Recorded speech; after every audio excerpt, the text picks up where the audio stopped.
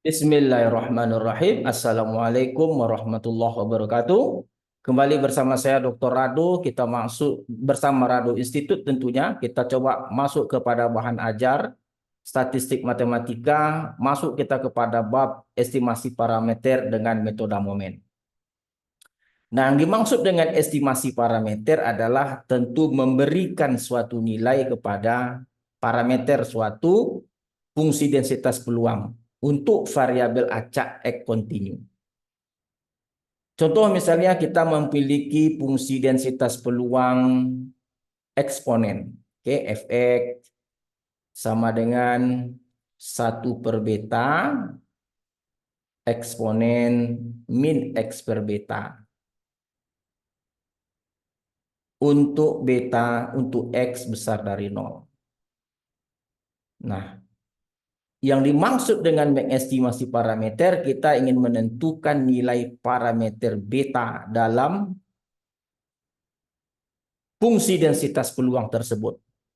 Nah, tentu syarat wajib tentunya untuk menentukan beta, tentu X itu harus ada. Oke, X atau data, kadang-kadang sebut X atau data, atau variabel acak, oke, itu harus ada.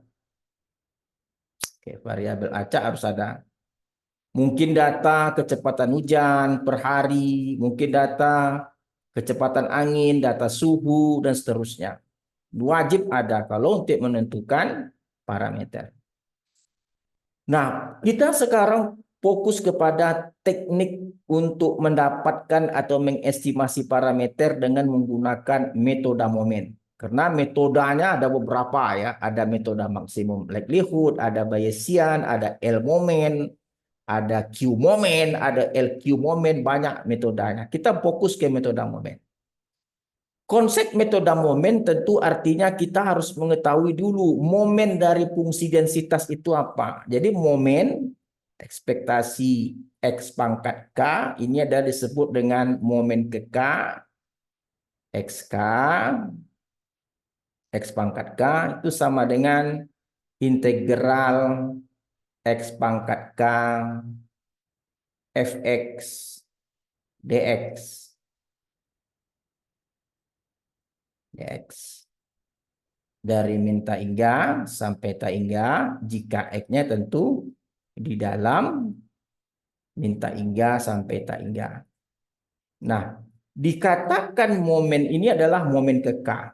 Disebut dengan momen ke K. Momen ke K. Momen ke K. Nah, disebut dengan momen ke satu jika K-nya 1. Jadi kalau momen ke satu tentu dia ekspektasi X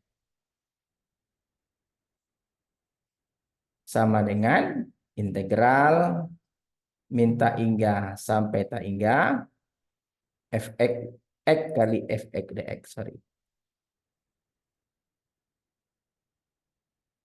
X kali Fx dx. Ganti aja K-nya dengan 1. Untuk X di antara min tak hingga sampai tak hingga.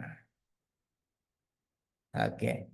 Nah, ingat Fx adalah fungsi densitas peluang. Jadi Fx ini bukan sembarang fungsi. Fx itu adalah fungsi densitas peluang. Jadi kalau disebut fungsi densitas peluang, Anda harus sudah paham fungsi yang bagaimana, yang fungsi densitas peluang. Fungsi densitas. Oke? Fungsi densitas peluang. Kalau dikatakan momen kedua, jadi kalau momen kedua tentu dia menjadi ekspektasi X kuadrat. Ini momen kedua.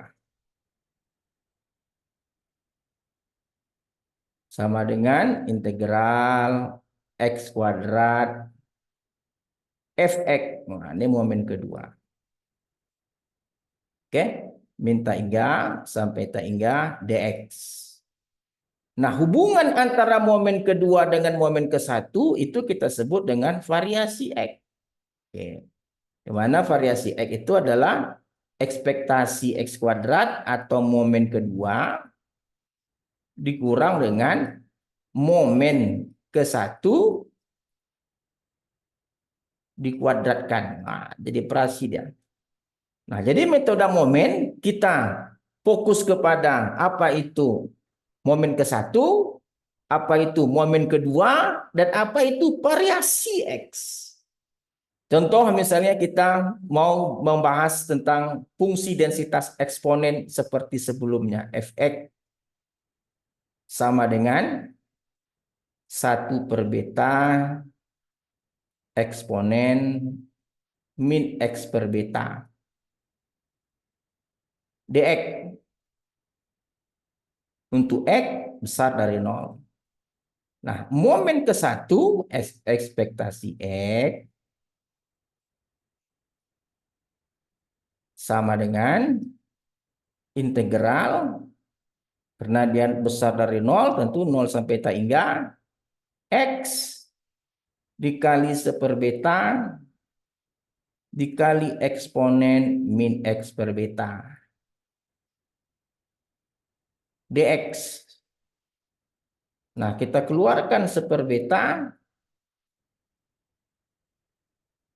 tinggallah integral 0 tak hingga X eksponen min X per beta. Nah, untuk mengintegralkan yang ini, nah kita harus pakai trik. Boleh secara parsial, menggunakan integral parsial pun boleh. Tetapi kita kan mempunyai kemudahan. Apa itu kemudahan? Fungsi densitas peluang gamma. Kalau fungsi densitas peluang gamma untuk integral 0 sampai tak hingga X berpangkat alfa kurang 1 eksponen min X per beta itu dalam fungsi densitas peluang gamma itu hasilnya adalah beta berpangkat alfa kali fungsi gamma alfa. Nah, ini. Jadi kalau integral yang dalam lingkar ini, itu kan boleh kita andaikan 0 sampai tak hingga X berpangkat 2 kurang 1 eksponen min X per beta dx. Nah, maka hasilnya tentu betanya adalah beta tetap, alfanya 2. Berarti beta berpangkat 2. Wah, itu dia. Beta berpangkat 2 dikali dengan gamma 2. Gamma 2 itu kan 1. Berarti di sini beta kuadrat. Nah, oleh sebab itu berarti ekspektasi X momen ke-1-nya 1/beta kali beta kuadrat sama dengan beta. Nah, di sini kita sudah dapat gambaran bahwa parameter beta itu tergantung kepada ekspektasi X. Nah, ekspektasi X itu dalam statistik disebut dengan rata-rata. Jadi kalau begitu, ekspektasi X ini bisa dihampiri oleh sigma X per N. Wah, ini sigma X.